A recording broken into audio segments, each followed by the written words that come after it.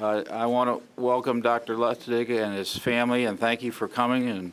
And my son Jack told me to pay particular attention to this lecture. I have no reason to know he would say that, but there will be a reception immediately after the doctor takes a few questions. It's kind of a windy way. I think people will, there will be signs and people there to direct you. I asked Dr. Corretti to do the introduction. Thank you. Can everyone hear me? I talk pretty loud. Can you please speak in the lecture? Sure. So anyway, I can't tell you how much I love being a doctor. All right? I love being a doctor. Today, or yesterday, I get this call.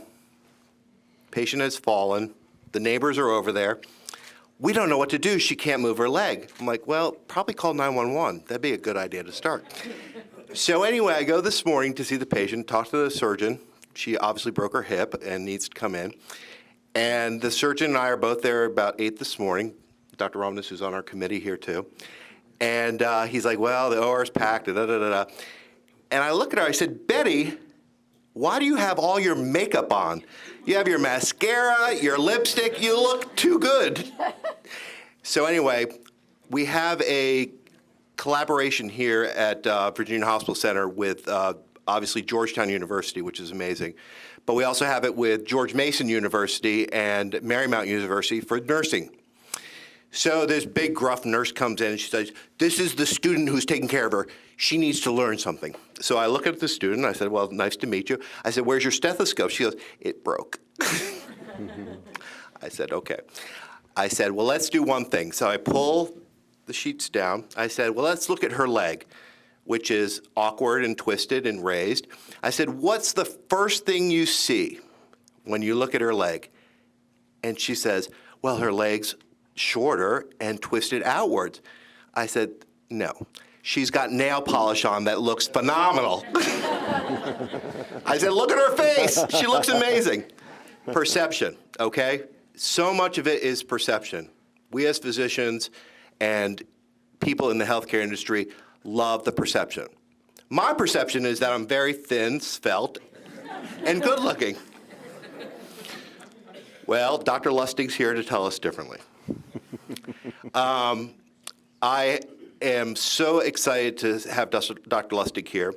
Those of you who have never watched his YouTube video, Sugar the Bitter Truth, should look at it. It's amazing. It's fun. My trainer, who's not here tonight, unfortunately, and has been doing a wonderful job. Why laughing?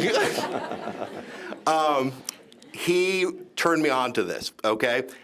And he said, you need to watch this video. I'm like, oh my God. I watched it that night and I threw out an email to all the Dolan Lecture Committee guys saying, you've got to watch this video. This guy is amazing. It was fun. It was energetic. It was a biochemistry lecture. I mean, any doctor knows, duh, boring. But this was so much fun to watch. So, of course, I call him the next day and say, we'd love to have you here. It'd be so much fun, you know. And in the meantime, I bought his book and read that, which is amazing. I have seen him on different TV shows, as many of you have. My good friend and colleague, Dr. Pappas, you know, has always been a fan of Dr. Lustig's. Before the book came out, before everything else came out, really believed that this was what's going on in our society. So I'm so pleased to have Dr. Lustig from San Francisco to be in our community here and to teach us some stuff tonight. Thank you.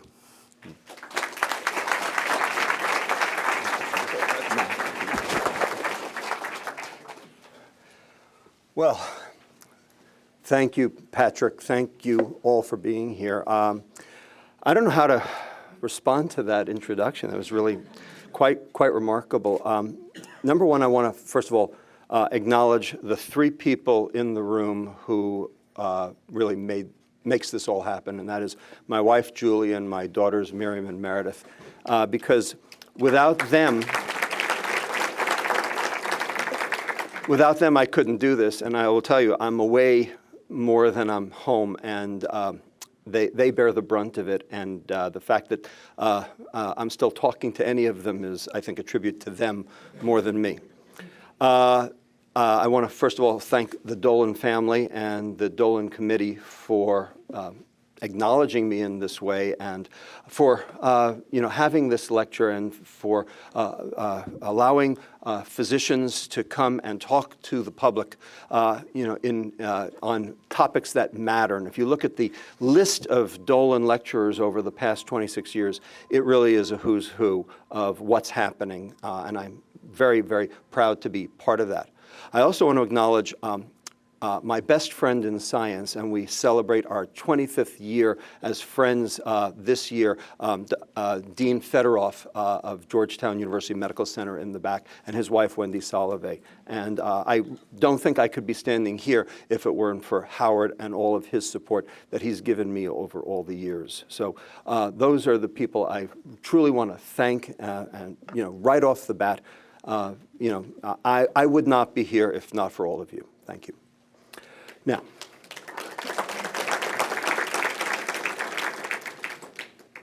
to the point.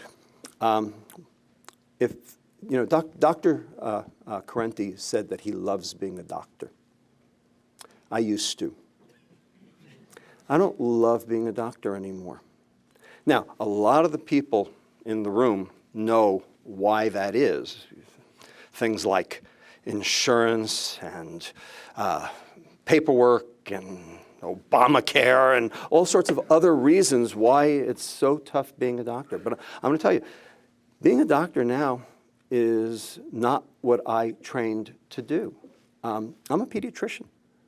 And we used to take care of pediatric diseases, and now I take care of adult diseases.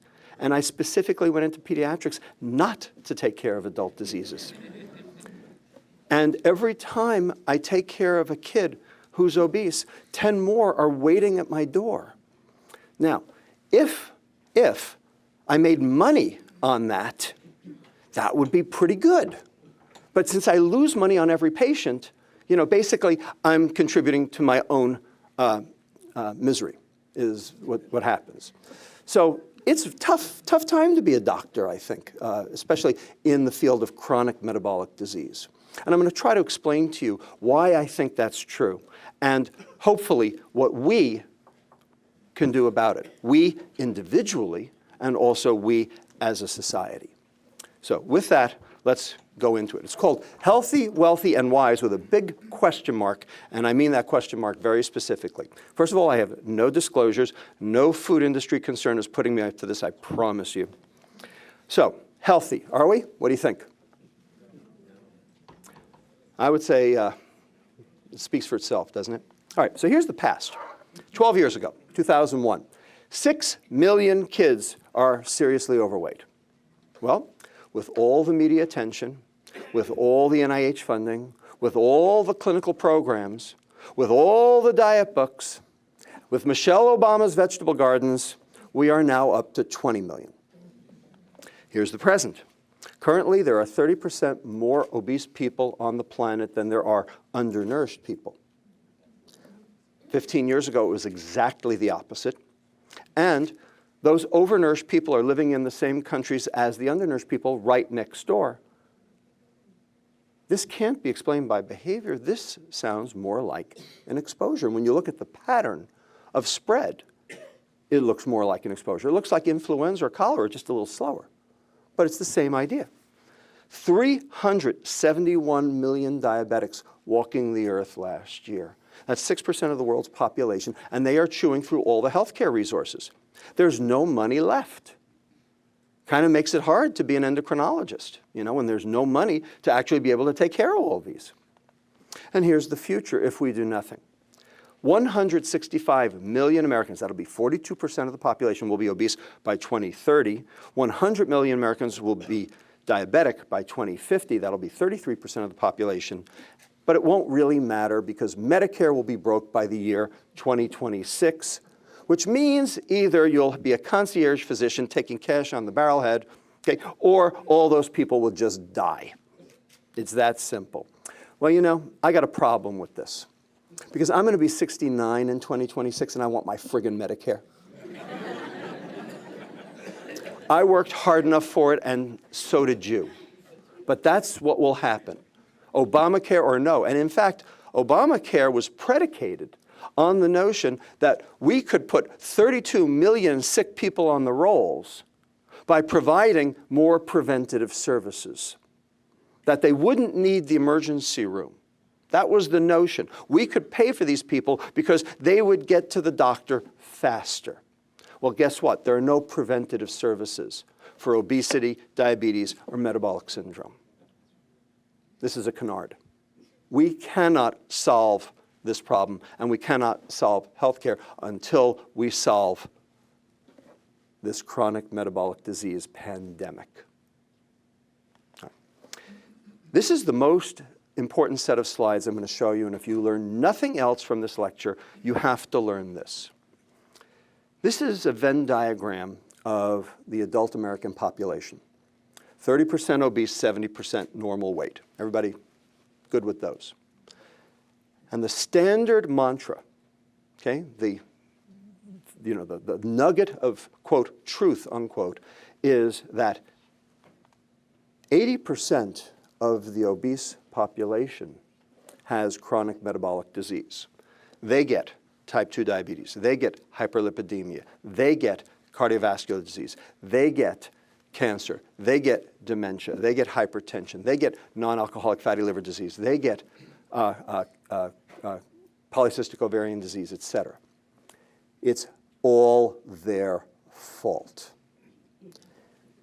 If they would just eat less and exercise more, we could solve this problem. It's all their fault. These 57 million people are what are driving healthcare down the tubes. This is the standard mantra out of physicians' mouths and out of Washington. Garbage. Why is it garbage? Here's why. 80% of obese people are chronically metabolically ill, no argument. But that means 20% of obese people are not. In fact, 20% of obese people are completely metabolically normal. They will live a completely normal life, die at a completely normal age, not cost the taxpayer a dime. They're just fat. Conversely, up to 40% of the normal weight population have the exact same metabolic diseases as do the obese. They get type 2 diabetes, they get hypertension, they get dyslipidemia, they get cardiovascular disease, they get cancer, and they get dementia too.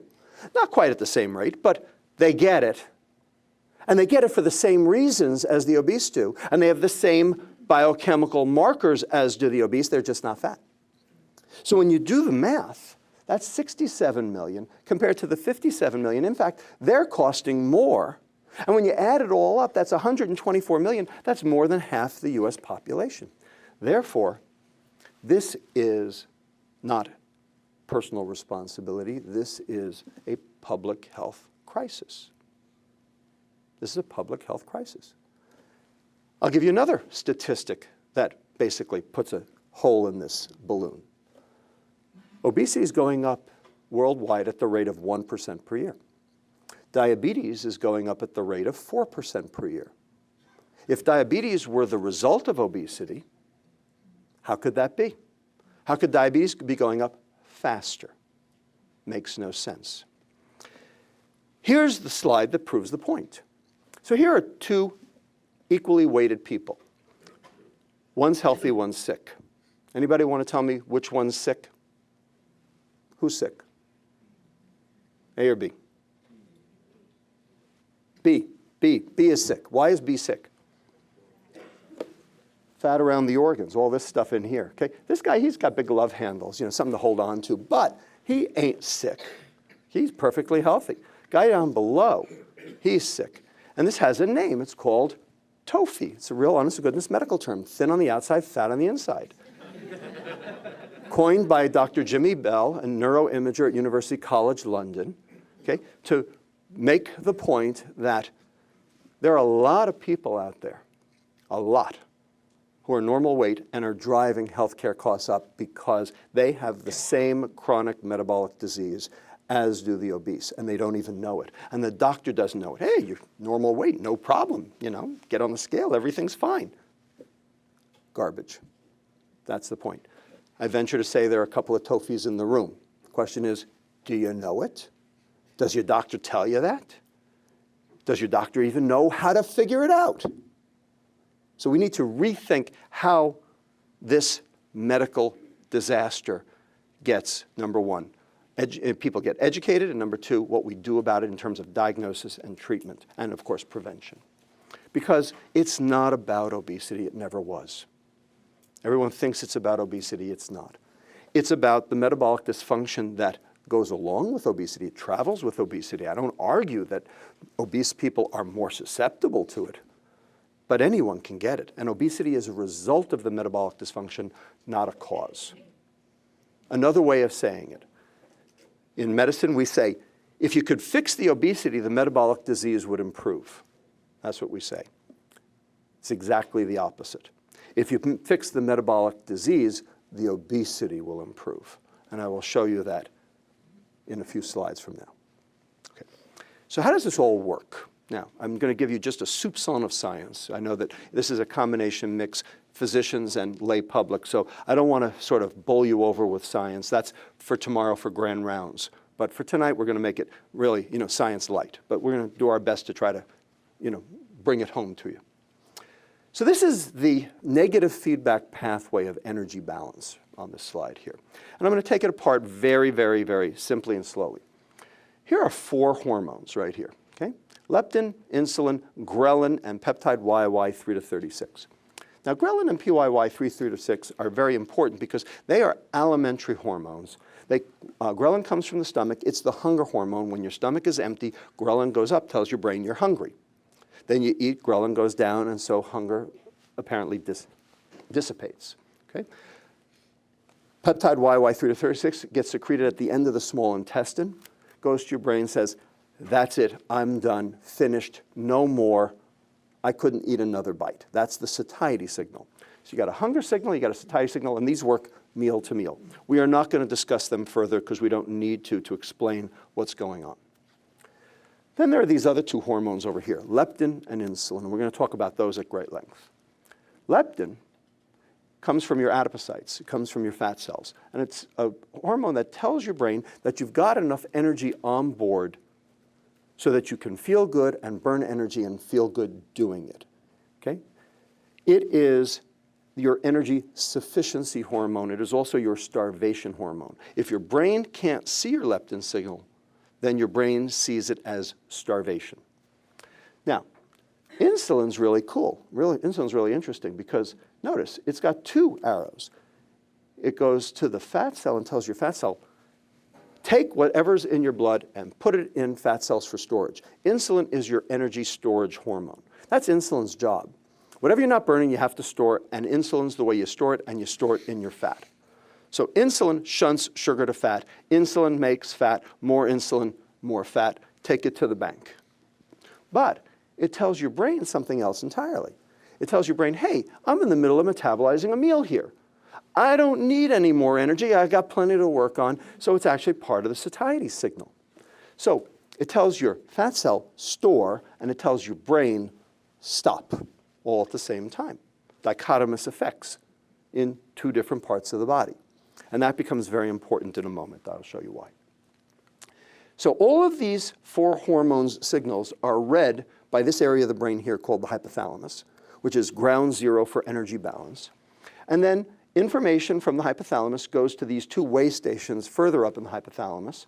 And then those 2 send information down to the brain stem where the nervous system takes over.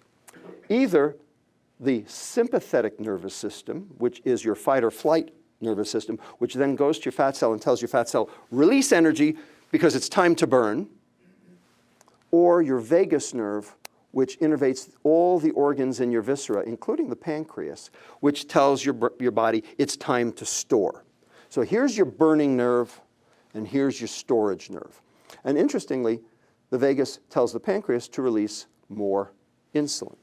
And that's because you're trying to store. So everybody understand at least the players in the game. And when everything's working, there's a nice servo mechanism that works to try to keep you in energy balance, just like the thermostat in your house. So let me explain how this works. In order to do that, I'm going to basically give you a paradox. Here's the paradox. Who here has children? A few of you. What happens if you give a 5-year-old kid a cookie? They're bouncing off walls. Okay? It's known as the sugar high. And every kindergarten teacher knows this because that's why the cupcakes come out at the end of the day, not at the beginning or the middle of the day, because once the cupcakes come out, that's the end of the lesson, and every teacher knows it. Bouncing off walls. So what's happening? Well, the cookie has energy, the energy releases insulin, the insulin goes into adipocytes, the leptin goes up because the fat cells have more energy. The brain reads that as I've got energy to burn, and so sympathetic nervous system increases, sympathetic tone increases, and then that goes to the fat cell to release the energy so that you stay in energy balance, and it also goes to the muscles to make the muscles twitch, called fidgeting. So when kids are going like this in class, I go, good, you're preventing obesity. Okay? So here's the paradox. What if you give an obese 5-year-old kid a cookie? They're in the pantry looking for more cookies. Anybody ever see a sugar high in an obese kid? Doesn't exist. Doesn't exist. There is no such thing, because if they could generate a sugar high, that meant their leptin worked, and if their leptin worked, they wouldn't be obese. So obesity is the phenomenon of their leptin not working. Because if it worked, they wouldn't be obese. Everybody with me so far? So there's no sugar high in an obese kid. Now, anybody recognize this patient over here? HIPAA tells me I can't tell you his name, but okay. This is the OB mouse. This is the mouse that the hormone leptin was cloned from. Okay? And this animal is a very sad animal. Okay? He is massively overweight, and he eats everything in sight. Worse yet, this animal is the ultimate couch potato. This animal does not move. Okay? Anybody remember Star Trek? Okay, this animal is a tribble. Okay, it just sits there, does not move. Okay? The only reason this animal ever gets off its hiney is if you put the food on the other side of the cage, then it'll waddle over to that, eat the food there, and sit there instead. All right? And the reason is because this animal has no leptin. This animal's leptin deficient. Both genes for leptin are knocked out. And so leptin levels are 0, so the brain thinks this animal is starving. Now, obviously, the animal's not starving, but the brain thinks so. And that's the point. Obesity is defective leptin signaling at the level of the brain, and the brain reads that as starvation. Obesity is brain starvation, not body starvation, clearly not, but brain starvation. And if you fix the leptin problem, you fix the obesity. So here's what's going on. The fat cell makes the leptin over here, and the leptin goes to the hypothalamus. And if the hypothalamus reads that leptin signal, then you're in this diamond over here called anorexigenesis. I'm not hungry. I don't need any more. I got enough energy to burn, and let me go burn it off. And so your sympathetic nervous system goes up to burn it, and your vagus nerve goes down so you're not hungry. Conversely, if for some reason the leptin is not reaching the hypothalamus because there is none or there's something blocking it, then you're in this diamond over here, orexigenesis. I'm hungry. I need food, and I need it now. So I'm going to go find it, and I'm going to go store what I eat until my leptin goes up high enough so that my brain can read it. And there's your servo mechanism right there. So far, so good? Okay. Well, turns out there are leptin-deficient people, not just leptin-deficient mice. 14 of them at last count, 14. Okay, and they are all of consanguineous marriages, and they are all of Pakistani or Turkish ancestry, and they all live in the UK or Turkey. And here's an example of one of them. Normal weight at birth right here, and you can see by age 6 months, this kid is already morbidly obese, and he keeps gaining weight and gaining weight and gaining weight so that at age 10, the kid weighs 220 pounds.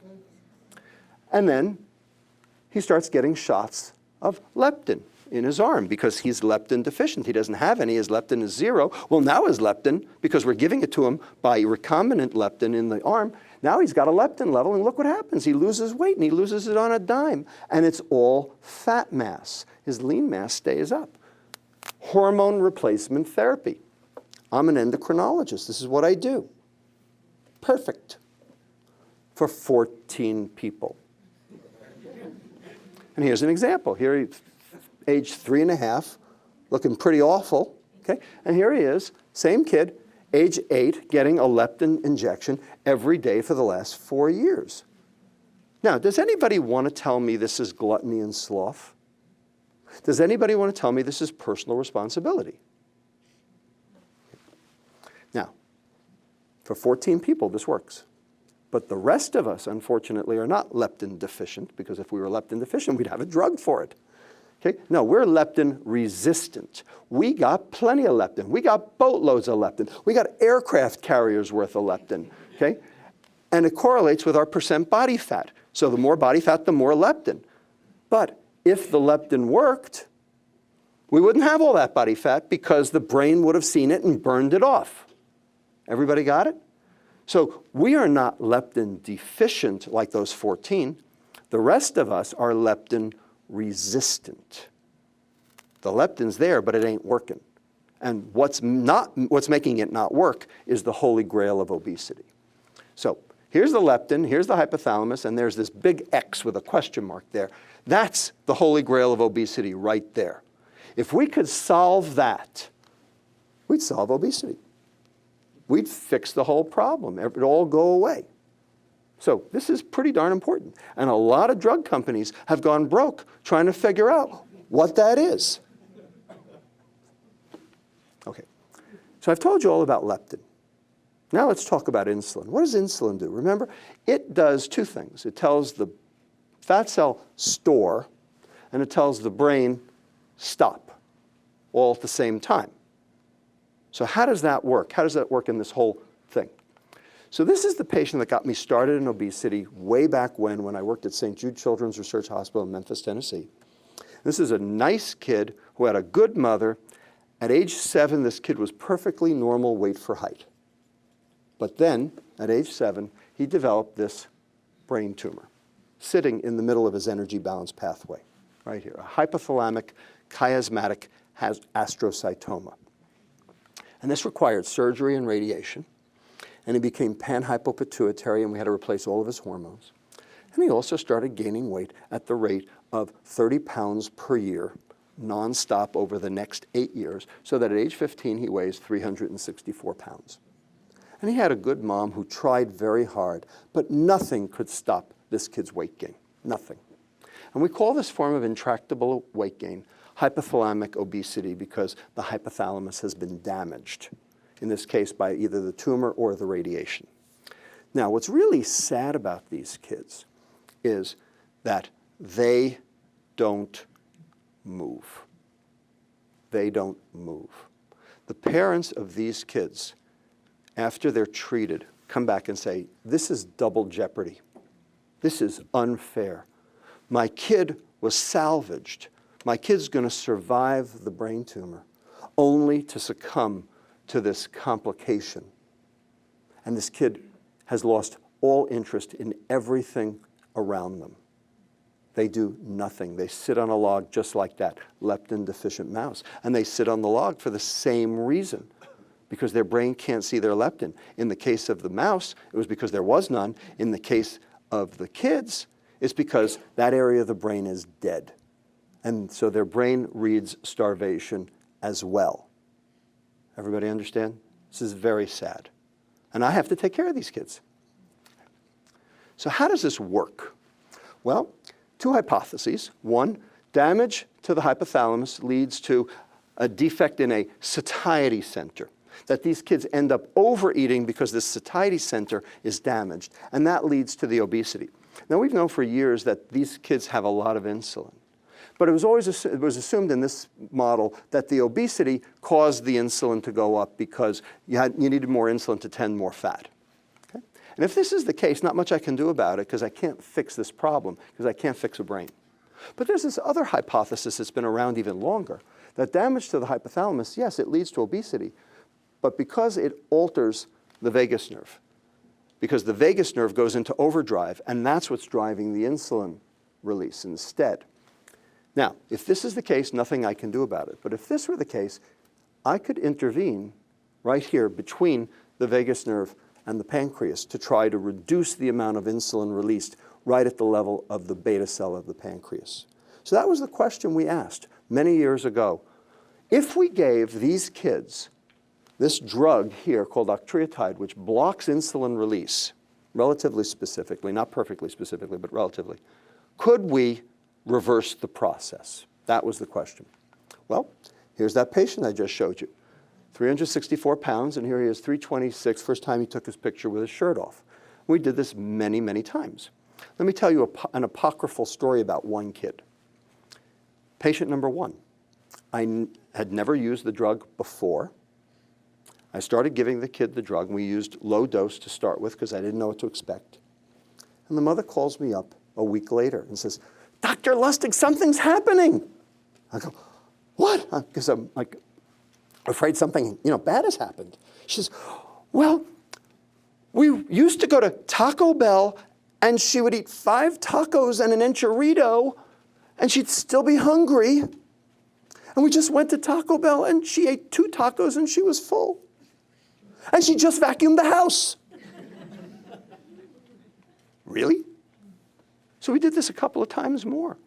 One kid became a competitive swimmer. 2 kids started lifting weights at home. 1 kid became the manager of his high school basketball team. These were kids who sat on the couch, ate Doritos, and slept. They had lost all interest in the world around them, and we put them on the drug, and they started being active. Cool. When you think about it, what was going on with these kids? Now, this is the pièce de résistance right here. This is not even my patient. This is a beautiful young 13-year-old girl in Hawaii. Notice the lily. Okay? And 1 month after this picture was taken, she was in a terrible car accident on Highway H1 in Honolulu. And she ended up at Kaiser Honolulu in the intensive care unit for a month in a coma. And when she came out of the coma, she started eating like there was no tomorrow. This is her 1 year later. Everybody see that? Now, does anybody want to tell me this is gluttony and sloth? This girl had stroked her hypothalamus.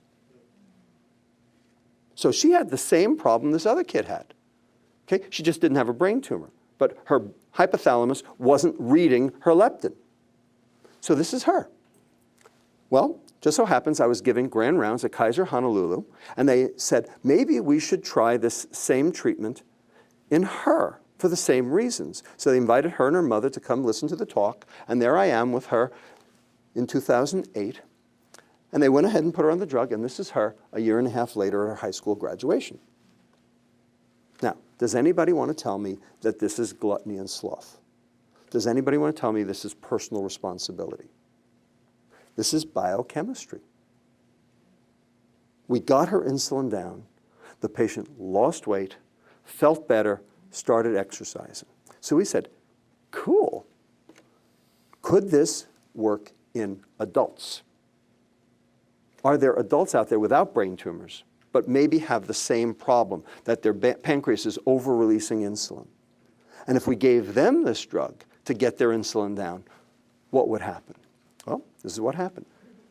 Here's Christmas 1998. She's holding up food here, I think. And here she is 35 pounds later in her jogging togs, showing me she likes to exercise.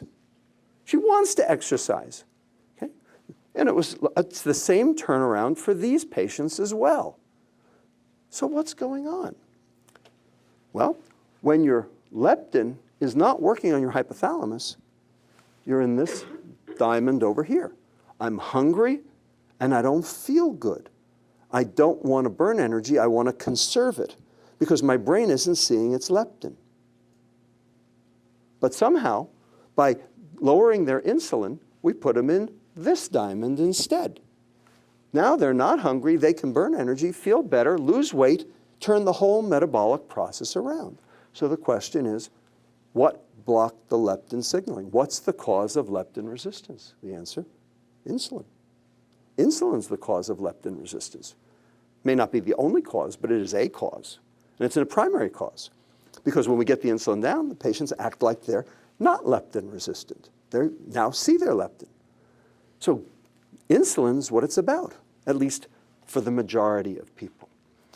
Now, it turns out we're all hyperinsulinemic now. We all have more insulin than we used to, all of us. If you do glucose tolerance tests on people today versus, say, 40 years ago, we're releasing like double to even triple the amount of insulin that we used to release. Why? Where did the insulin come from? How come we're all hyperinsulinemic today? I'm not going to tell you. I'm going to let Will Smith tell you.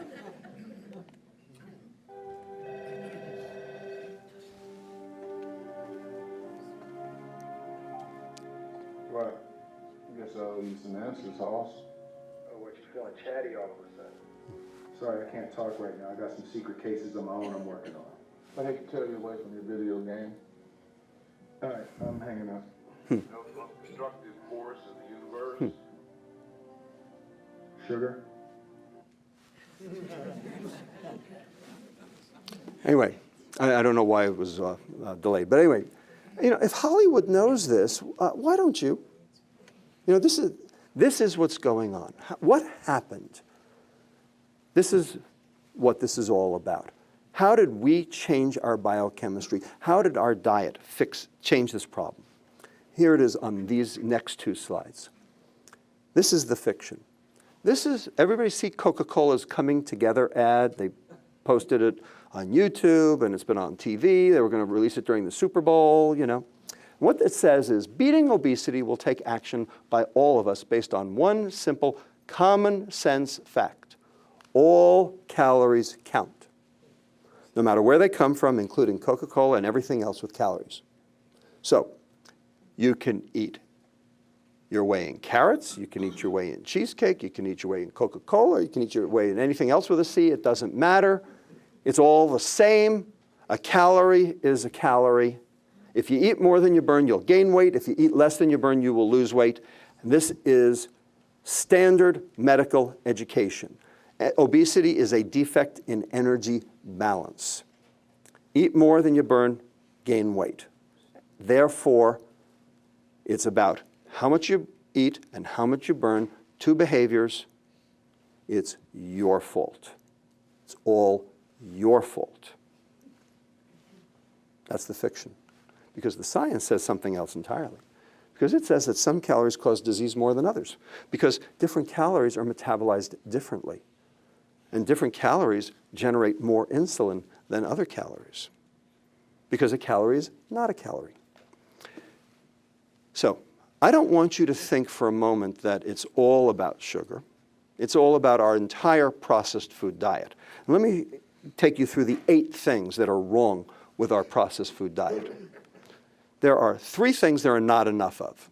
One is fiber. Fiber is one of the antidotes to our processed food epidemic. The problem is you can't just add fiber back to food that you've taken the fiber out of. It doesn't work. Okay? But if you eat real food, you're getting the fiber you need. But we don't have enough fiber. We're supposed to be consuming somewhere around 50 grams per day in fiber. Currently, America is at 16. So we are about 2/3 short. Omega-3 fatty acids. Now, these are anti-inflammatory. They actually help brain function. There are animal studies, at least, that show that they help prevent Alzheimer's disease. But where do you get them from? Well, you get them from wild fish, not farmed fish. Why? Because wild fish eat algae, and farm fish eat corn. Okay? Think about it. Okay? Problem is there's not enough wild fish in the seas to go around. So that means that if you can afford it, you'll be smarter. Micronutrients. Okay? Micronutrients, it turns out that as we've bred fruit to be sweeter, the micronutrient content has actually gone down. That the stuff that grows in the wild has way more micronutrients than does the stuff that we currently consume in the supermarket. And then there's 5 things where there are too much. Trans fats. Trans fats are a disaster. Trans fats are the devil incarnate. Trans fats were put into the food because it increases shelf life. And the reason is because bacteria can't digest those trans fats because they can't break that trans double bond.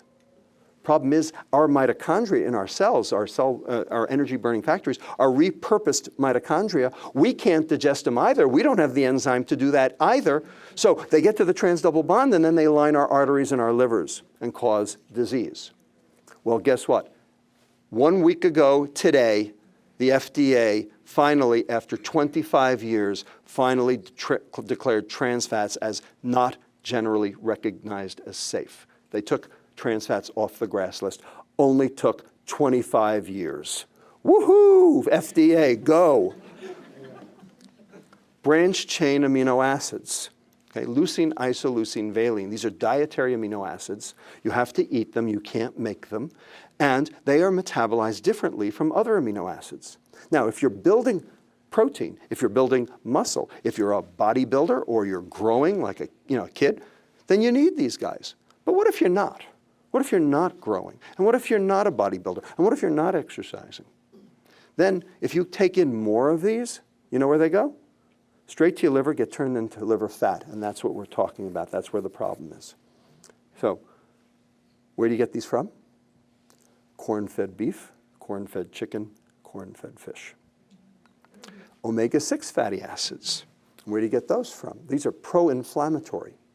They start the inflammatory process. They are the precursors of arachidonic acid, which cause inflammation. Where do you get those from? Seed oils. So what are we cooking in? And what are we eating? And finally, the big kahuna. Oh, sorry, not the big kahuna yet. Alcohol. Alcohol is very important, but not in kids. Kids do not drink alcohol, at least not usually. You hear that, Miriam? Okay. And finally, the big kahuna, the one that blows everything else out of the water, sugar. Okay, and we're going to talk for the rest of the time about that because that's where the action is. So all the information I'm going to show you, talk to you about now is in these two lay articles that are written specifically for the general population. This one, called Is Sugar Toxic, was in the New York Times Magazine back in April of 2011, written by Gary Taubes about our research at UCSF. And also this article that we put out called The Toxic Truth About Sugar, my colleagues Laura Schmidt and Claire Brindis at the Philip R. Lee Institute for Health Policy Studies. That was in Nature magazine last year. That generated a lot of controversy. More heat than light, I think, but I'm here to give you more light than heat.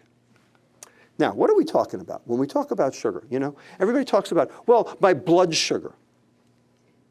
Is that really sugar? That's blood glucose is what that is, okay? Let's talk about what it really is, blood glucose. This is glucose over here. You see this? 6-membered ring. But then there's this other guy over here called fructose. Fructose is a 5-membered ring. You notice they're not the same. Now, high fructose corn syrup, which we have here in America, is 55% fructose over here. So 55, 45. But look at sucrose. Sucrose, cane sugar, peat sugar, table sugar, the stuff you put in your coffee, the white stuff, the crystals. 1 glucose, 1 fructose, O-glycosidic linkage. The enzyme in your intestine, sucrase, cleaves this in about a nanosecond. You absorb both moieties. Basically, they're a wash. They're equivalent. They're equivalently bad. They do the same thing. Studies that pit high fructose corn syrup to sucrose head-to-head show no metabolic difference. They do exactly the same thing, and they're all bad. So you need to understand that. We have high fructose corn syrup. Canada has high fructose corn syrup. Japan has high fructose corn syrup. The rest of the world does not. And they have the same problems we do. They have the same diabetes. They have the same cardiovascular disease, and they have the same dementia as we do. So it's not about high fructose corn syrup. High fructose corn syrup is cheap. And so it got put into everything. That's why it's bad, but not because it's worse than sucrose. Let's be very honest about it. Now, here are the 10 most obese states in the nation. Anybody from any of them? Yes, no? I used to live in Memphis. It's pretty bad there, Here are the 10 laziest states in the nation. What's going on over there in Nevada? Guess you can only burn so much energy going like this. Now it's like this, right? Okay. Here are the 10 most unhappy states in the nation. Notice anything? Okay. Here's the adult diabetes rate. Here's the adult heart disease rate. And finally, here's soda per capita consumption. Now, what do you see? You see overlap, right? Correlation. Correlation. But correlation is not causation, and I know that. So the question is it that unhappy people with diabetes and heart disease drink soda? Or is it that soda causes diabetes, heart disease, and unhappiness? You can't tell, not from these studies. Okay? Correlation is discovery, it's not causation, and I know that. This did not come out. I made this white earlier, but anyway, it is what it is, and I'm just going to explain it real quick. This is a new study that's coming out very shortly, and what it does is it looks at the NHANES database, the National Nutrition Database, and this is the percent of calories as sugar, and the peak here, okay, is at 18%. This line here is the heart disease hazard risk ratio, and it goes up at 15% of calories.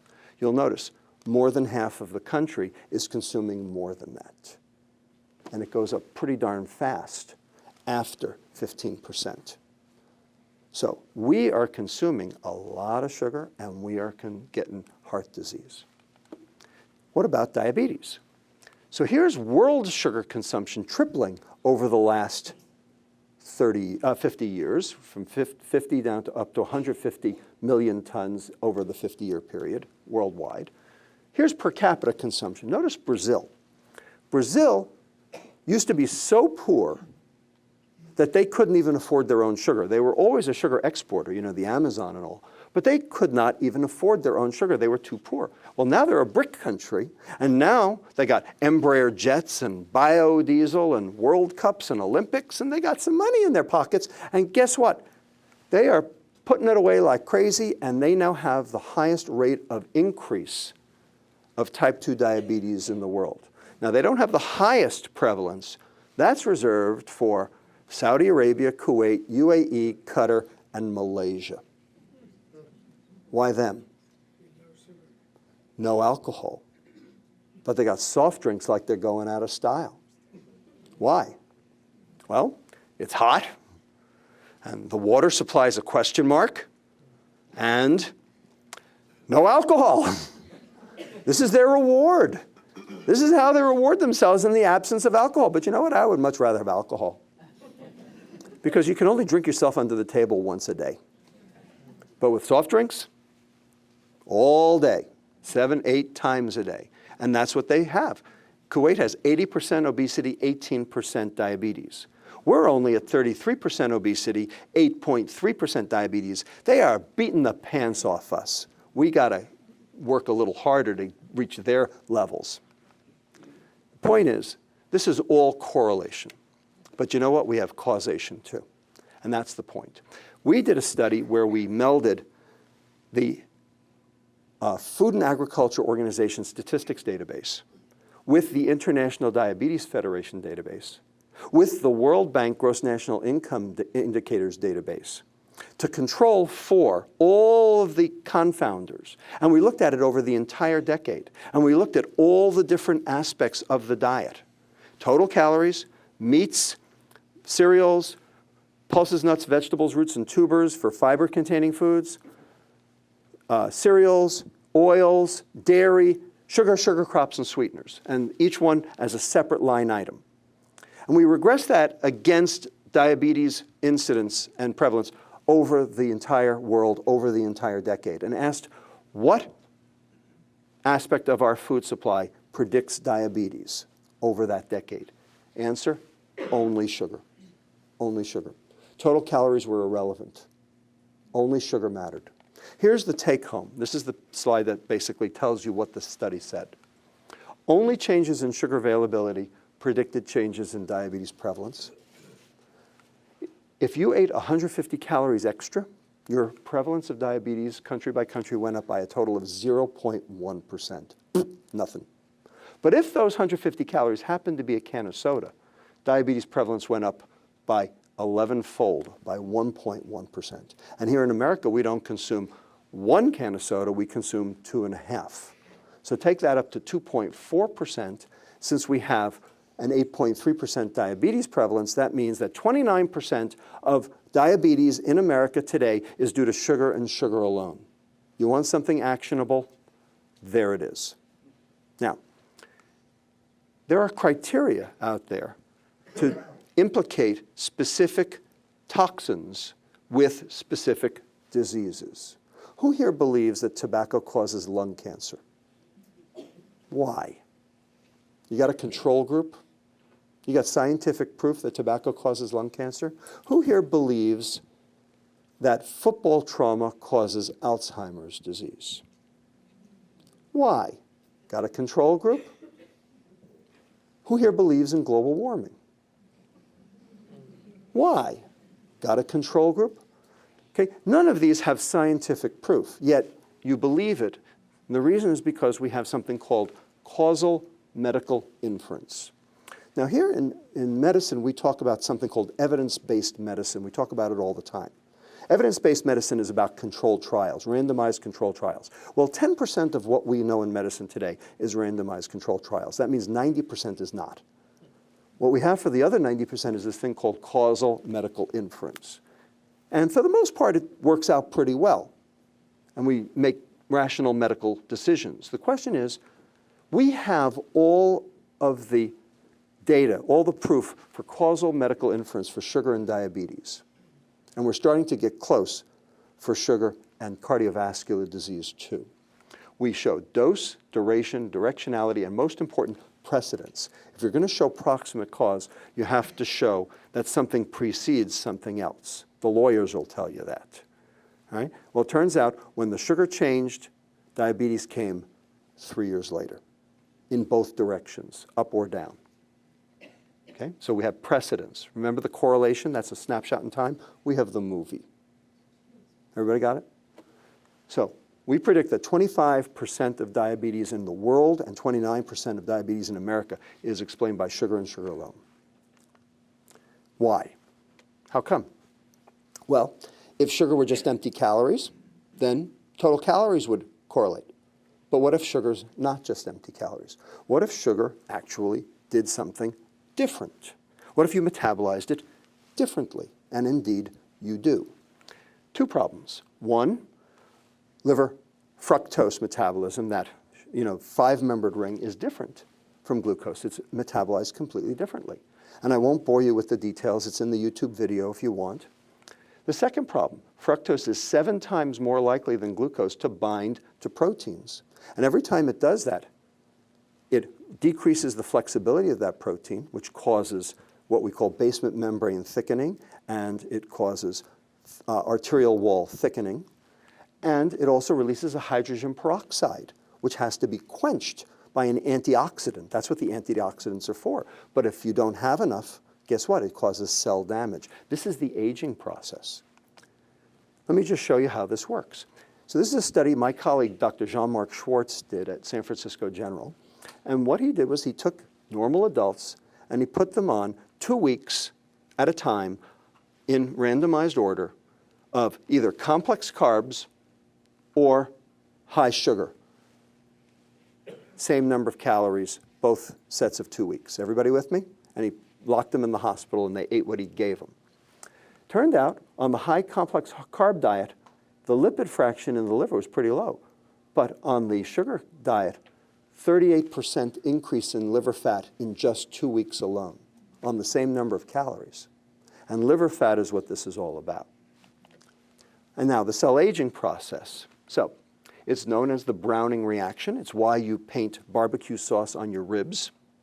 Okay? And it gives that nice caramel color. Okay? Well, that's not so good for you because it throws off these reactive oxygen species like hydrogen peroxide. So the bottom line is you can either roast your meat at 375 degrees for an hour, or you can roast your meat at 98.6 degrees for 75 years. The answer is the same. You get the same answer. You get the same result. And if you don't believe me, here's rib cartilage from newborns all the way up through 88-year-olds. Okay? And if you had a glass of orange juice this morning, you're browning faster. This is the aging process. This is what's happening. So that's healthy. Now let's get to wise. What do you think? Are we wise? Yes or no? Nah, not really. Okay, so first question is addiction. Is sugar addictive? What do you think? Yes, no? You know, I'll be honest with you, the scientists are very split on this issue. The lay public seems to know it, but the scientists have much more stringent criteria. And I'm going to tell you, the data is not all in on this yet. Okay? There's some good data, but it's not complete yet. We're working on it. Okay? But I'm going to just play an N of 1 video for you that I think will really drive this home. Everybody ready? Okay, let's see. I couldn't get through a day without doing something to alter my consciousness. And it started with heroin. It started with sugar. Sugar. Oh yeah, when I was 5, 6 years old, I was cramming sugar down my throat as fast as I could get it down. Sweets, you know, sugar on bread and butter. I became addicted to sugar because it changed the way I felt. So that's Eric Clapton talking about his heroin addiction, except sugar's a gateway drug. Now, I didn't say it. I mean, it's an N of 1. I understand, but there's some data that actually supports this notion. Okay, here's some of it. So here's a control brain, and this is the area called the reward center, the nucleus accumbens. And you see that red stuff? That's really good. That means that your dopamine receptors are in high density. Okay, dopamine is the feel-good neurotransmitter. So when you consume some sugar or some cocaine or some heroin or, pick your drug of choice, nicotine, okay, you activate dopamine. The dopamine goes across to the nucleus accumbens, and the receptors read that dopamine, and that's the pleasure. That's the pleasure that comes from it. The problem is that dopamine downregulates its own receptor, and that's on purpose, so that those neurons don't die. So dopamine, every time you release it, you're driving the receptors down a little bit more. So you need a little bit more dopamine the next time to occupy fewer receptors. So the dopamine's going up and the receptors are going down. So at the end, you need a lot of dopamine to occupy very few receptors to get very little pleasure. And that is the phenomenon known as tolerance. That's tolerance. And tolerance, as you know, is 1/2 of addiction. The other half is withdrawal. Everybody with me so far? Okay. Well, here's a cocaine brain showing how those dopamine receptors are all downregulated. Well, here's a control brain and here's an obese brain. What do you see? Same thing happening for the same reasons. Because obesity is in part a dopamine receptor downregulation. You have to eat more to get less benefit or pleasure out of each thing you eat. So in animals, here are the criteria for addiction: binging, withdrawal, craving, and what we call cross-sensitization with other drugs of abuse. What does that mean? It means you take an animal and you addict it to one drug, 3 weeks. And then you expose it to a second drug they've never seen before, and they're addicted to that one too. And the reason is because their dopamine receptors have been downregulated, and they're the same dopamine receptors for all the different drugs. This is what's known as addiction transfer. World's expert on this is Oprah. Okay? So, for sugar, oh, you just got it, okay? For sugar, we have all 4, okay? Slam dunk, addictive in animals. The question is, what about humans? Now, I'm going to tell you, we got tolerance nailed. No ifs, ands, or buts. Slam dunk tolerance. What about withdrawal? That one's a lot harder. Okay, and there are a lot of reasons why. The main reason is because, number one, no one's naive. You can't do the experimental study to addict somebody to sugar and then take it away. No IRB will let you. Okay, and number 3, most of the people who are sugar addicted are getting their sugar the fastest and easiest way they can. It's called soda. And what else is in soda? Caffeine. So when they get their withdrawal, was it the sugar or was it the caffeine that they were withdrawn from that caused the symptoms? So withdrawal for sugar in humans is a little bit tougher. Okay? But I'm going to give you another N of 1 to give you something to gnash on for a little while. Okay? And that's this movie. Anybody see this movie? Okay? Yeah, good. All right. You know, if second graders saw nothing but this movie for their nutrition information, that would probably be good with me. Okay? But I'm going to just play one 20-second clip. Okay, this is Morgan Spurlock's journey through McDonald's, day 18. And remember, he was vegan before the whole experiment started because his girlfriend was a vegan chef, right? So this is day 18. Listen. I was feeling bad in the car, feeling like shit. Sorry for the word. Really. I was feeling really, really sick and unhappy. Started eating. Feel great. Feel really good now. I feel so good, it's crazy. Isn't that right, baby? Yeah, it's crazy. So what did he just describe? Just describe withdrawal. Now, that doesn't prove anything. It's an N of 1, and I understand that. But I mean, here's a guy who was a vegan, and in 18 days, he's describing withdrawal. A little worrisome. And there's reason to be concerned. Here's why. Anybody know what this is? Anybody ever seen this before? Any obstetricians in the room? What is it? It's called Sweeties. Okay, Sweeties. What is it? It is a super concentrated sucrose, sugar solution, that you take the pacifier and you dip it in and you stick it in the newborn boy's mouth before the circumcision. Oy. Clearly a moil over there.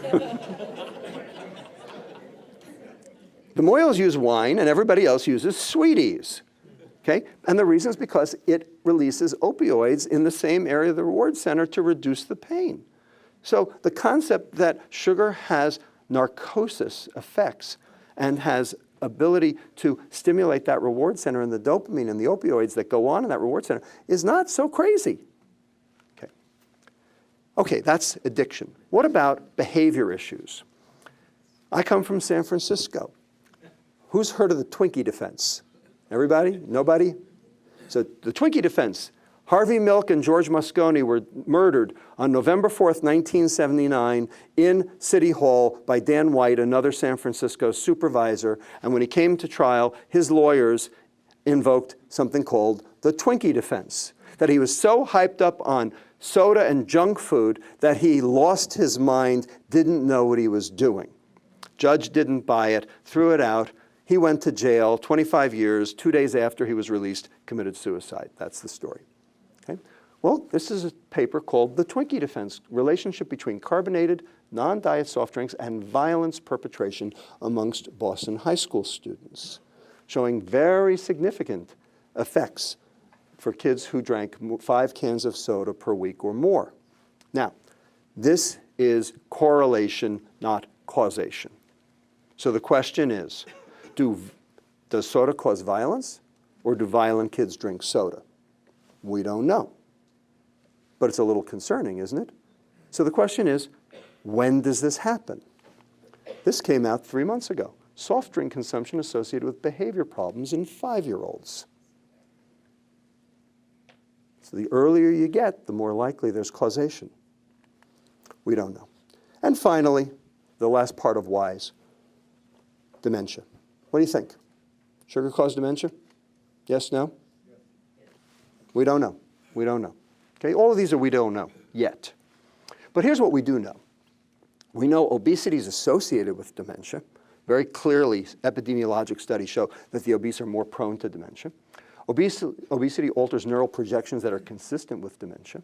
We know that sugar generates insulin resistance, and hyperinsulinemia is notorious for being associated with dementia. We know that insulin resistance and high insulin levels are associated. We know that the Western diet correlates with dementia in many countries. In animal models, you can give them fat or sugar and get the rats obese, but only the sugar causes cognitive decline, not the fat. So we have causative data in humans, but not in humans yet. We have associative data. Again, correlative data. Correlation is not causation. But food for thought. You worried? You concerned? Okay. The American Heart Association knows this.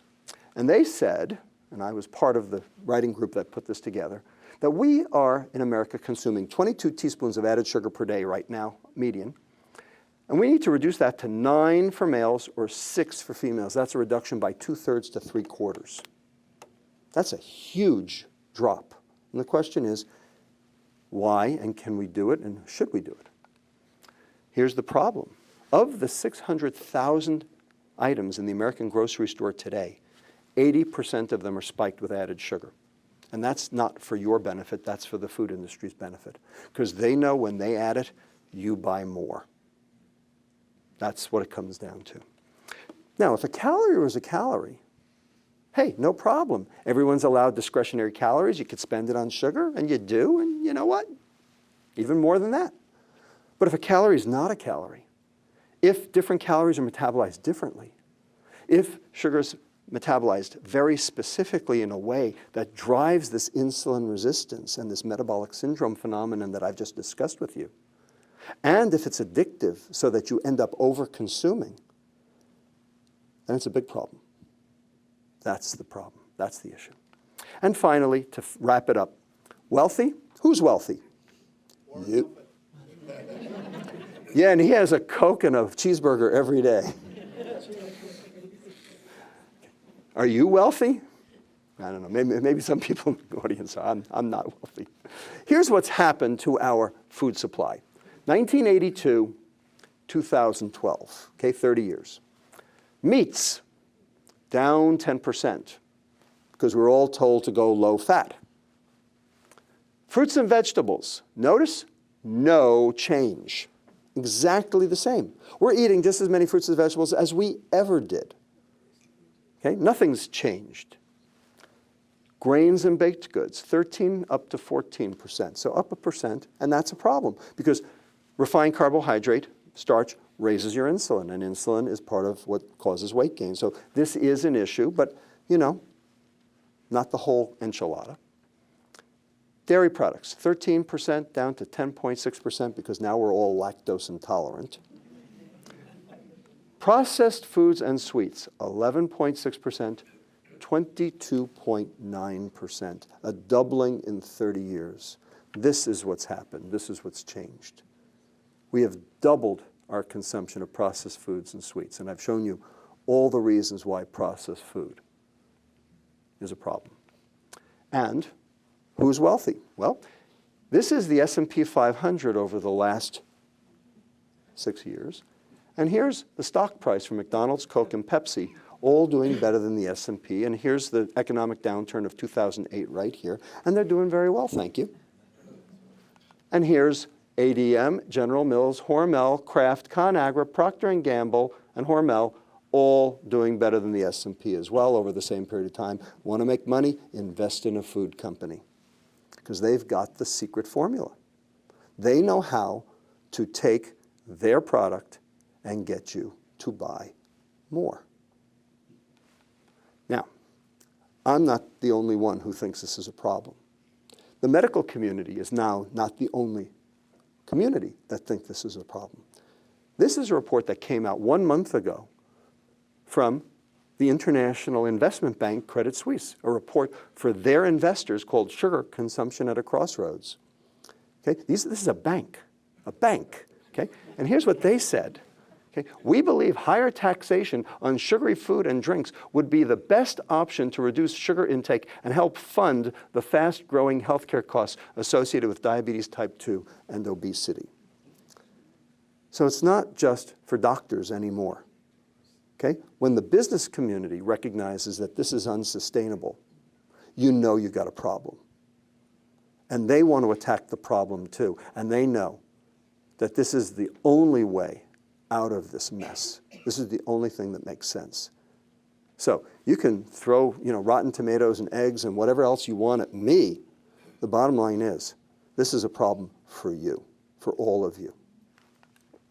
This is a study, this is a paper that came out about 6 months ago from Lancet called Profits and Pandemics. And remember what we started with? The fact that now I'm a pediatrician taking care of adult disease? And they define the old medicine and the new medicine. The old medicine, the medicine I learned 33 years ago, was all about infections, and the vector was microbes. And the new medicine is now chronic disease, and the vector is multinational corporations.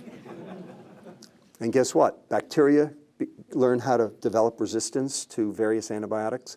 Multinational corporations learn how to develop resistance to any, corporate/policy scheme as well to keep their profits up. That's what's going on. And we're not going to fix it until we fix this problem. So, lots of academic articles. If you want, I can give Dr. Carenti the PDFs for all of them. But there's this book called Fat Chance, which you are welcome to look through. We published an ebook a couple of months ago. My wife, Julie, basically spent 4 months in the grocery store with my kids, annotating every single item in the store specifically to figure out what was going on the label to help people. And you can take your iPad or your Kindle into the store and figure out what's going on. And this is the Fat Chance Cookbook, which will be released in 7 weeks, because 1/3 of America now doesn't know how to cook. And we can't fix the problem until we do away with our current processed food disaster. Well, that means cooking. And if you don't know how to cook, how are you going to be able to do away with it? So this is the goal. This is the charge. This is what has to happen. And hopefully all of you will be able to take something away from this talk that will hopefully better your lives. And I want you to tell all your friends, because ultimately this is going to be a bottom-up phenomenon. This is going to be a grassroots phenomenon. Okay? But you know what? Grassroots phenomena can work. Think about seatbelts. Seatbelts. Where did seatbelts start? Anybody know? Australia in 1968. Now, no one had ever tried it, but Australians put seatbelts into use, and it started saving lives. The big three, now the big two, kicking and screaming throughout the entire 70s. No seatbelts, no seatbelts. Finally, in 1979, federal mandate that all new cars built in America had to be equipped with seatbelts. So did seatbelts save lives? No, because there was no mandate to wear them. It took Mothers Against Drunk Driving, a grassroots phenomenon, going state by state to alter the seatbelt laws in each state, starting in 1984 and ending in 1993. So to this day, we have a federal mandate for seatbelt availability in cars, and we have 50 state laws for seatbelt use. And now, do seatbelts save lives? Darn tootin' they do. And if I pull out of the car without my seatbelt on, these two over here do not let me get out of the garage until I've put my seatbelt on. All right? Cultural tectonic shifts are achievable, but you have to have public education. You have to understand what the problem is in order to make headway. And that's why I'm here, and that's why I'm happy to have talked to you. That's why I'm happy to have explained to you what the problem is. And now it's your turn to go out and do likewise. We have started a nonprofit very specifically to take this issue on, known as the Institute for Responsible Nutrition. There's our website right there.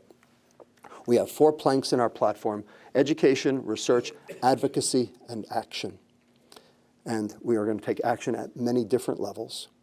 Ultimately, the goal is to get the global food supply fixed for our benefit, because food should confer wellness, not illness. And right now, it does the opposite. And the food industry has no impetus to change. So we have to make them change. That's what it's all about. And I hope all of you will change, and I hope you will tell your friends to change. And with that, I want to thank all of my colleagues at UCSF, at San Francisco General, at UC Berkeley, at Vanderbilt, here in DC, at Children's National. And with that, I thank you, and I'll be happy to take any questions. Thank you for your attention.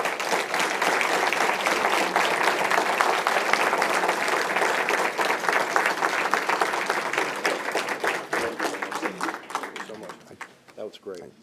So we'll be taking a few questions. Both Jordan and I walk around with the microscope. So go ahead. Can you hear me? Microscope. Sodas and fake sugar have the same insulin make the same insulin reaction in the body. I'm sorry, I didn't hear the first part of the question. Do diet sodas. Oh, diet soda. Yes, everybody wants to know about diet soda. You know what? Me too. I want to know about diet soda too. We don't know. We don't have the data. Why don't we have the data? Well, there are two reasons. Number one, there's something called pharmacokinetics and there's something called pharmacodynamics. They are not the same. Pharmacokinetics is what your body does to a drug. Pharmacodynamics is what a drug does to your body. They are not the same.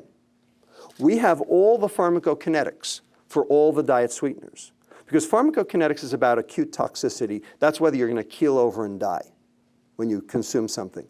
And that is what the FDA cares about. It's in their charter, the Food, Drug, and Cosmetics Act of 1938, that's their charge is to evaluate acute toxicity. So we have all the pharmacokinetics for all the diet sweeteners because you have to. We have none of the pharmacodynamics. Why? Because the FDA doesn't demand those studies because it's not in their charter. So the food industry says, well, why should we do those studies? They're expensive, we have to do them in large populations, and they can't help our sales, they could only hurt us. So we're not going to do them. And the NIH says, well, that's the food industry's job, we're not going to pay for them. So we got an FDA who doesn't demand them, we got a food industry who won't do them, we got an NIH who won't pay for them. No data. That's problem number one. Problem number two, you put something sweet on the tongue. Corticotympany nerve sends a message from the tongue to the hypothalamus, says, sugar bolus is coming. Get ready to release the insulin. Gung-ho. Right? So the hypothalamus tells the vagus nerve through that pathway I just told you, get ready to release more insulin because sugar's coming. Except for one thing. It was a diet sweetener. So what does the pancreas do? Does it say, oh, I was waiting for that. Oh, I guess I'll just have to wait till tomorrow. Or does it go, you know, I got all these insulin vesicles stored up, ready to go. I'm going to go find some calories to go work on. And you end up overeating instead. Which is it? We don't know. But a paper came out in April of this year in Diabetes Care from Janina Pepino at WashU St. Louis, where she asked this question. What she did was she took 17 morbidly obese adults without diabetes, and she did 2 glucose tolerance tests a week apart. One with a diet soda pretreatment, one without. And asked, what was the difference in the insulin response? And it turned out, with the diet soda pretreatment, the insulin response was 20% greater for the same glucose. So the question is, if that really occurs, maybe diet sweeteners might make your insulin go up too, which might make things worse. And there are plenty of studies that show that diet sweetener consumption also is associated with metabolic syndrome, diabetes, and all these other chronic diseases. So the data's not in, we're not for sure yet. Okay, I can't tell you an absolute yet. But am I worried? Yeah, I'm worried.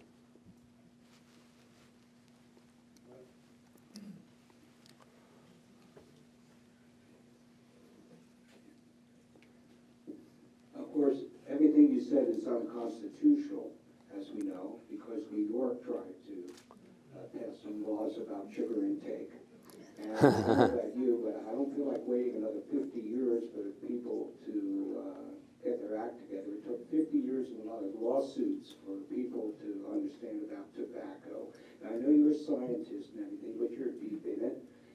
Are we in the beginning of the lawsuit era, or how do we affect change in a tweet society as opposed to snail mail society?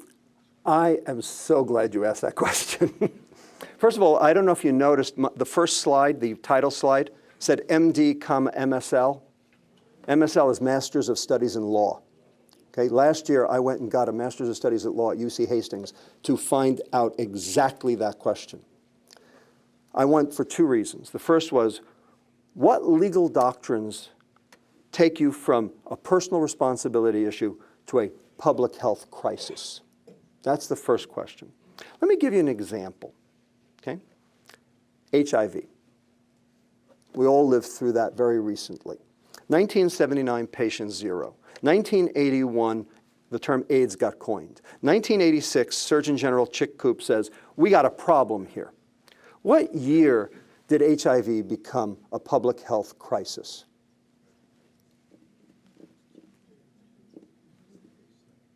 (1991). November 12th, 1991, to be exact. What happened on that day? Magic Johnson got HIV. Bingo. Exactly right. Thank you. Okay? And everyone said, holy, it could happen to me. And that was the moment when it wasn't just about the gays and the addicts and the hemophiliacs anymore. Now all of a sudden, anyone could get it. Everyone was at risk. And that was the moment it became a public health crisis. But everybody thinks this is about obesity. So nobody's going there, including the courts. Including the courts. Now, you mentioned Bloomberg, and I'm glad you mentioned Bloomberg. So when Herman Tingling shot down the Bloomberg Big Gulp ban back in March, he said it was arbitrary and capricious. And there was some truth to that, because you could go into a 7-Eleven and buy a 32-ounce Coke in a bottle and it'd be okay, but if you bought a 20-ounce soda from a dispenser in the same store, it was not okay. So that seemed arbitrary and capricious because the Department of Health has control over the dispensers. They don't have control over the bottles because that's the Commerce Clause. Everybody got it? That's what it was about. So Bloomberg was trying to do what he could. Now, arbitrary and capricious. The judge invoked a case called Boreali v. Axelrod, 1986 case about smoking in public places, as his excuse for striking down the Bloomberg Big Gulp ban. Bottom line, you should be able to do what you want, personal choice, freedom of choice, et cetera, et cetera. Except for one thing. Boreali v. Axelrod was decided in 1986, that's true. The New York State legislature then spent the next 5 years passing no smoking in public places laws to basically declaw Boreali. And then in 1990, we learned about secondhand smoke, showing that, in fact, your behavior harms me. The problem was Boreali didn't have to be overturned because the legislature overturned it on its own. So Boreali is still on the books to this day, but it's a piece of crap law. It's a bad law. So for Tingling to use Boreali as the excuse for knocking down Bloomberg just shows you he's a bad judge. Got it? Now, the question is, what are we going to do about it? I mean, that was sort of the prelude up to it. I just had to get it out. I'm sorry. Look, the bottom line is first has to come public education. That's the first thing that happens. We have to soften the playing field. People don't understand this yet. If you try to institute litigation today, it wouldn't work because the judges are basically not there yet. And part of the reason is because the public's not there yet. And the judges respond to public opinion. So we have to get public education out and get people understanding what the problem here is. And showing that this is not just about empty calories. This is about toxic calories. There's a threshold. That study I just showed you, the cardiovascular disease shows there's a threshold. Problem is we're way over that threshold. So what are we going to do about it? Well, number one, if you look at the side of a nutrition facts label, there's cholesterol, sodium, saturated fat, et cetera, all the different things, protein. And then there's a number next to it.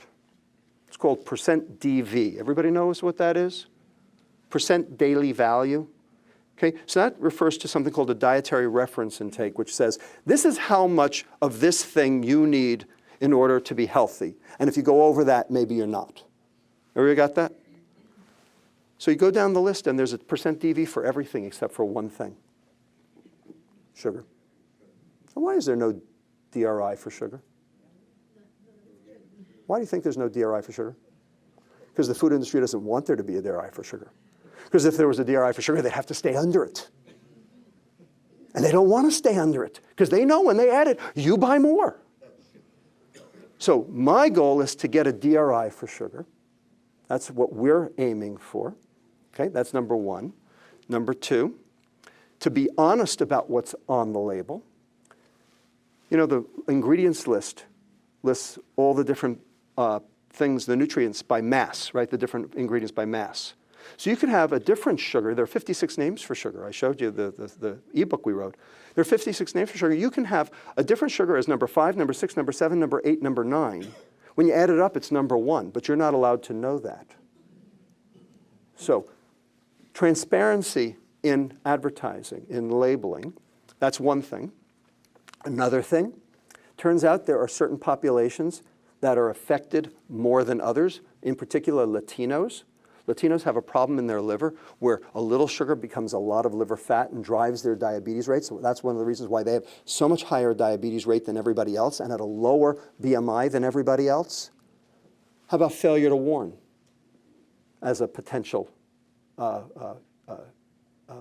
litigation strategy? So we need to get all this information out. We need to advocate specifically in the halls of Congress. Problem is, Congress doesn't want to know this.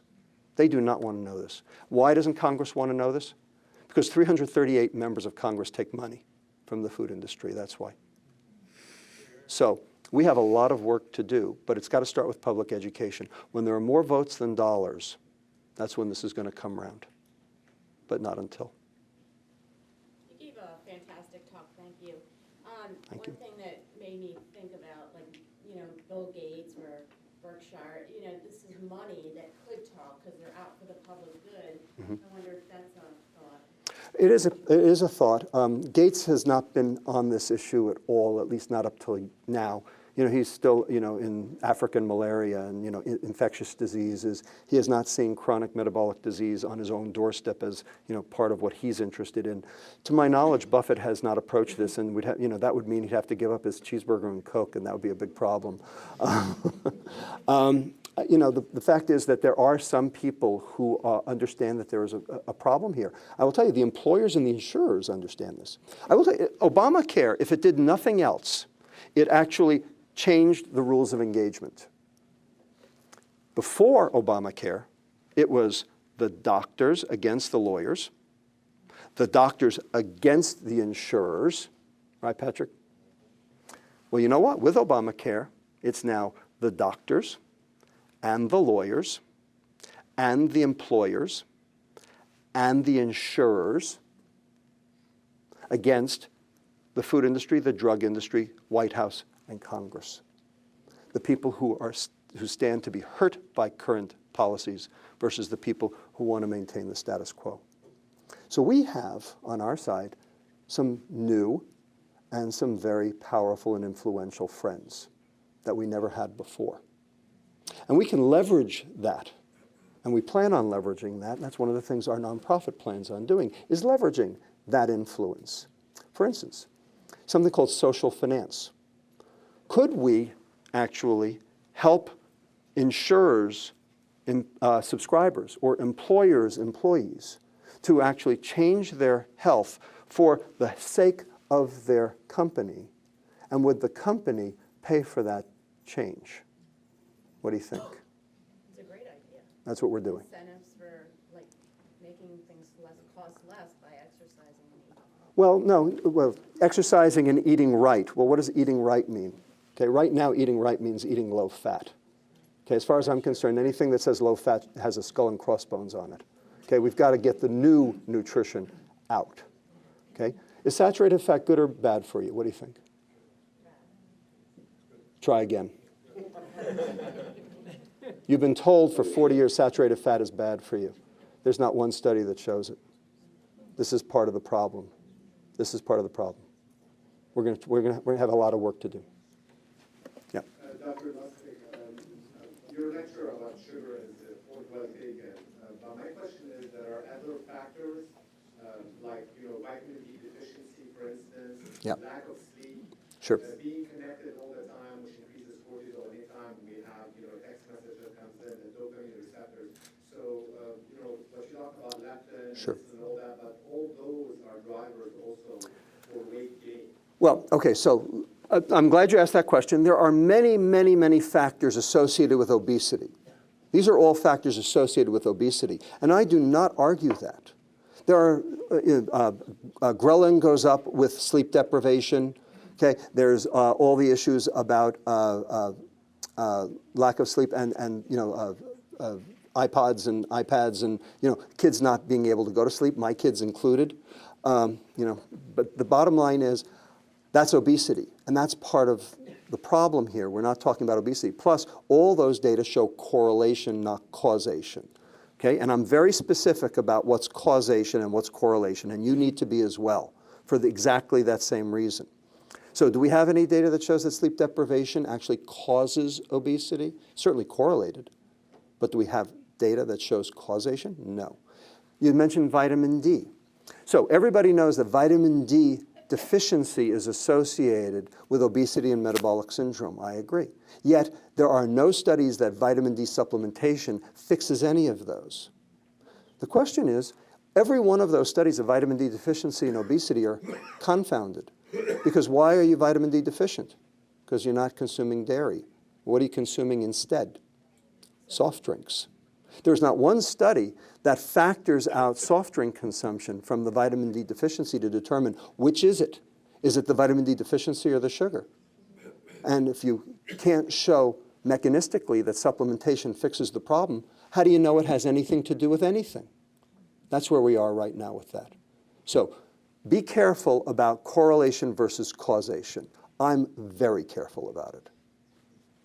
So a part that I'd like you to comment on, in the gastroenterology literature, there are lots of studies showing that gut bacteria in Western populations are associated with No low question. biodiversity and lots of species associated with not just autoimmunity, but For sure. obesity versus less developed countries. Can you comment on Absolutely. contribution to the microbiome? You bet. The microbiome is extraordinarily important, and there's whole bunches of data now that show that the type of bacteria that you have in your gut has everything to do with whether you're obese or not. So the question is, how do you fix the microbiome in your gut so that it's less obesogenic? Fiber. Fiber. When you consume fiber, what happens is that the fiber, the insoluble and insoluble fiber, forms a gel on the inside of your intestine, forms a secondary barrier. You can actually see it on electron microscopy. So instead of absorbing all the macronutrients in your proximal duodenum, some of it actually makes it down into the jejunum, where the intestinal bacteria will eat it. Now, everybody knows that we're really just big bags of bacteria. We got 10 trillion cells in our body, but 100 trillion bacteria are in our intestine. Okay? We're really just, vehicles for carrying bacteria around. Okay? So they got to eat something, those bacteria. Well, what do they eat? They eat what you eat. The only question is, how much do you get versus how much do they get? So if you consume real food, which has fiber, they get more. And the less obesogenic species, such as Bacteroides, will start repopulating your gut, and it causes less cytotoxic damage, less cytokine formation, less endotoxinemia, and actually fixes the problem. So real food fixes all of it, and it fixes the microbiome too. So yes, I'll comment on it. Thank you.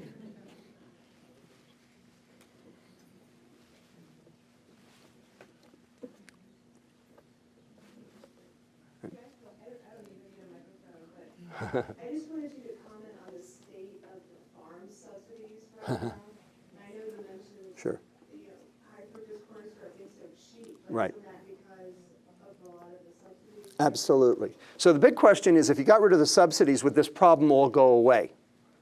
All right, we subsidize all the wrong stuff.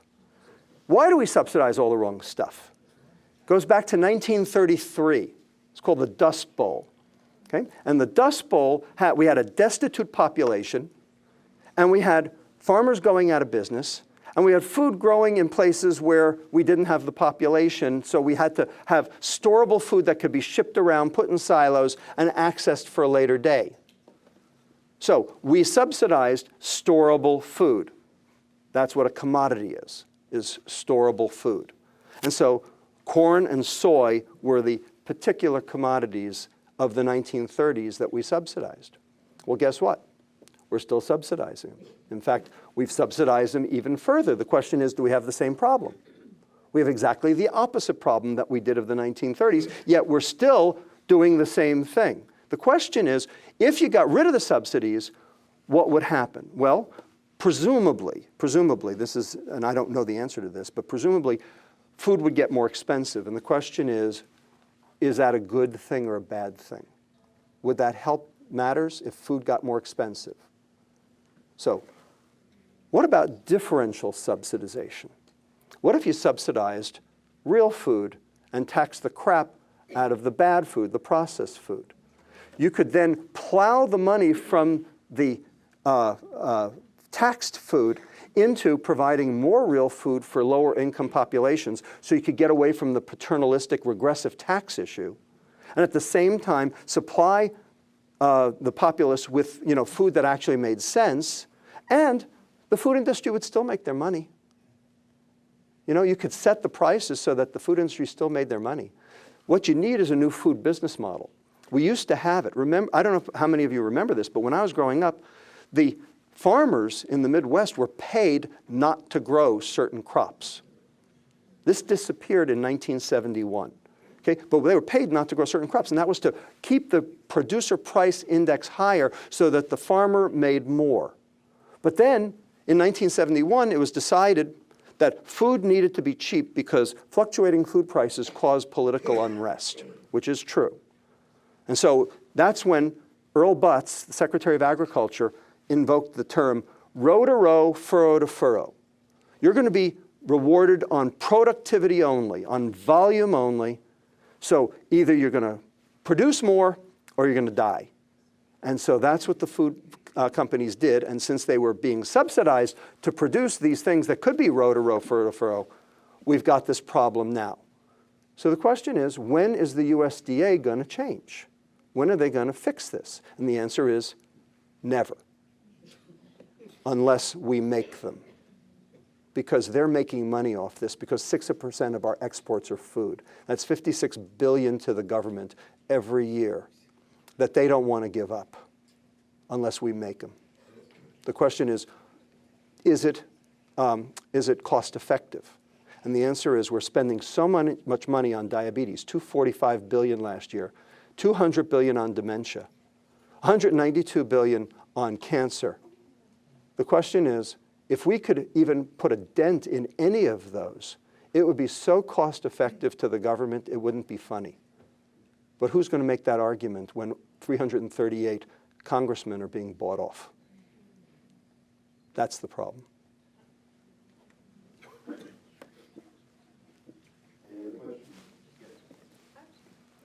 have a question about carbs. So we're all being encouraged to do whole grain versus the white seed stuff like white bread, mashed potatoes, and white rice. And with the understanding that those things break down to sugar quicker. Glucose. Glucose. Is that a different problem than the added sugar that you're talking about? So added sugar is sweet. That's glucose fructose, right? High fructose corn syrup or sucrose. Refined carbohydrate or starch is just glucose. Now, glucose is metabolized completely differently from that of fructose. Now, can glucose drive weight gain? Absolutely. Can glucose drive insulin? Absolutely. So is refined carbohydrate a problem? Absolutely. Can whole grain / beans, lentils, other legumes, brown food help you instead of white food? Absolutely. But specifically because it lowers the insulin response, which is good, and I'm for unrefined carbohydrate versus refined carbohydrate, and I say so. But sucrose, fructose, that five-membered ring is a whole different ballgame. Okay? It blows the glucose issue out of the water in terms of concern. So yes, you want to do the right thing, get rid of all the refined carbohydrate and the sugar. Yes, absolutely. I'm totally for that, and I say so. But you know how you do that? Basically, that's a low-sugar, high-fiber diet. That's what that's called. And you know what a low-sugar, high-fiber diet's called? Real food. That's what I'm for. I'm for real food. Thank you.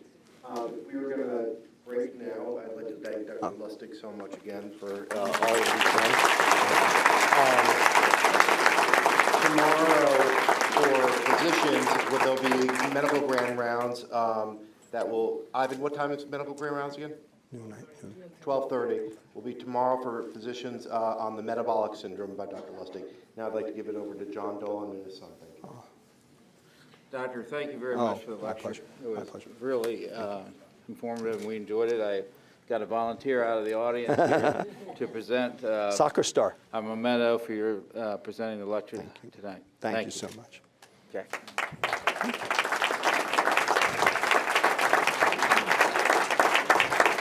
Great job. We'll hear a reception in the atrium of the hospital. If you don't know the way, just ask anybody. That's very, very kind. Thank you so much. It was really a great lecture. Thank you. I appreciate it. Makes sense? I mean, you know, in the, I mean, in the grand scheme. Oh, thank you. I'm Bill Dolan.